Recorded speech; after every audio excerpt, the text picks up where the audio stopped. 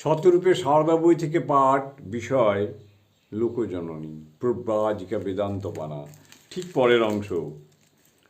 ভক্তদের নানা রকম প্রকৃতি। কখনো কখনো তাদের ভক্তির উচ্ছ্বাস পাগলাময়ী নামান্তর হয়ে দাঁড়ায়। কেউ এসে হয়তো মায়ের পায়ে মাথা ঠুকে দিল খুব জোরে, কেউ বা মায়ের বুড়ো আঙুল কামড়ে দিল প্রণাম করার উদ্দেশ্য মা তাকে মনে রাখবেন।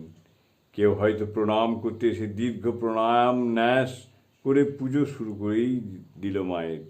খেয়ালই নেই যে মা সর্বাঙ্গ মোটা চাদরে আবৃতা, মা গরমে গলদঘর্ম হচ্ছেন। মা এসব ভক্তির উপদ্রব সহ্য করতেন হাসি মুখে। প্রতিদিন প্রাণ ভরা আকুতি নিয়ে অপেক্ষা করতেন ভক্তদের জন্য।